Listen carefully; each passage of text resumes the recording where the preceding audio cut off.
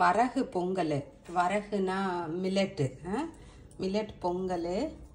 இப்போ 1/2 கப் எடுத்துருக்கிறேன்.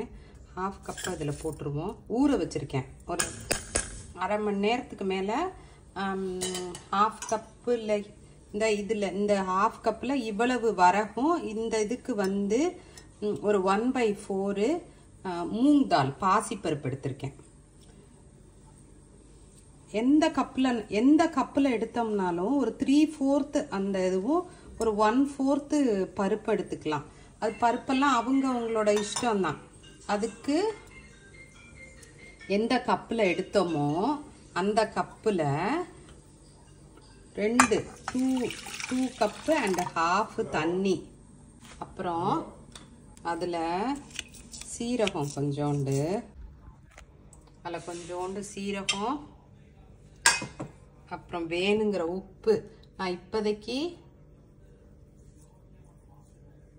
1 டீஸ்பூன் போடுறேன். 1 டீஸ்பூன் உப்பு சரியாக இருக்கும். 1 டீஸ்பூனு. அப்புறம் 1 டீஸ்பூனு நெய் போட்டுடுறேன். இதெல்லாம் போட்டு அவ்வளோதான், மூடி வேகட்டும். அப்புறம் தாளிச்சு கொட்டுவோம்.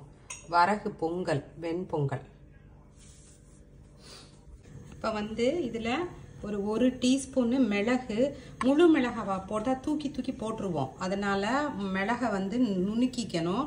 கொஞ்சம் இஞ்சி எல்லாம் க்ளீன் பண்ணி பொடிசாக ஆக்கி ஃப்ரீசரில் வச்சுக்கிட்டோம்னா எப்போ வேணால் எடுத்துக்கலாம். இது ஃப்ரீசரில் வச்ச இஞ்சி. அப்புறம் வேணுங்கிற முந்திரி பருப்பு, நம்ம ரொம்ப முந்திரி பருப்பு சாப்பிட மாட்டோன்றனால கொஞ்சமாக வச்சுருக்கிறேன். அப்புறம் பெருங்காயம். இதெல்லாம் ஃபஸ்ட்டு கொஞ்சம் எண்ணெயை ஊற்றிட்டு தாளிச்சுப்போம். ஏன்னா நெய்யில் வந்து கொஞ்சம் ஒழுங்காக பொரியாது.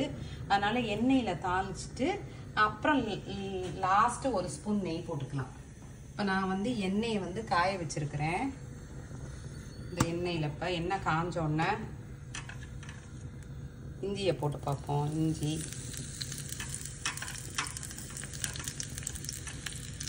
சில ஹோட்டலில் வந்து பச்சை மிளகாயும் போடுவாங்க. பச்சை மிளகா பிடிக்கும்னா அதுவும் போடலாம். கொஞ்சம் காரமாக இருக்கும். அப்புறம் இந்த பெப்பரும் கருவேப்பிலையும்.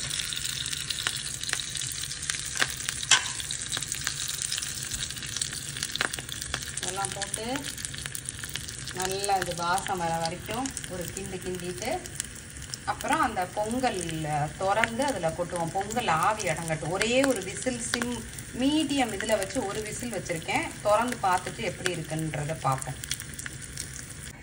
இப்போ திறந்து பார்த்துட்டோம். நல்லா இருக்குது பொங்கல். இங்கே பாருங்கள், நல்லா இருக்குது பாருப்ப. இதில் இப்போ நம்ம அம்மா தாளித்து வச்சுருந்தேன்ல, அந்த தாளிச்சதை எல்லாத்தையும் போட்டு தாளித்து வச்சுருக்கேன். பெருங்காயம், முந்திரி பருப்பு, மிளகு ஒரு அரை டீஸ்பூன்லேருந்து 1 டீஸ்பூனுக்குள்ளே, கருவேப்பிலை, பச்சை மிளகா வேணுன்னா போட்டுக்கலாம், இல்லைன்னா விட்டுறலாம். பச்சை மிளகா ரொம்ப உரப்பாக இருக்கும். இதில் திறந்துட்டு கொஞ்சம் சாஃப்டாக வேணும்னா கொஞ்சோண்டு பால் ஊற்றிக்கலாம். ஒரு அரை கப்பு. அப்படியே நல்லா இருக்கும். ஊற்றி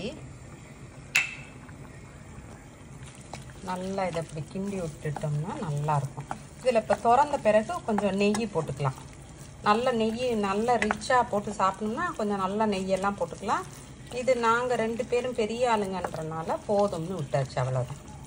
ட்ரை பண்ணி பாரு, நல்லாயிருக்கும். இதுவும் எந்த மில்லட்டில் வேணால் பண்ணலாம். சாமை, வரகு, இந்த மாதிரி நிறைய டைப் ஆஃப் மில்லட் இருக்குது. ஃபாக்ஸ் மில்லட்டு, எந்த மில்லட்டில் பண்ணாலும் நல்லாயிருக்கும். இது வந்து பொங்கல்.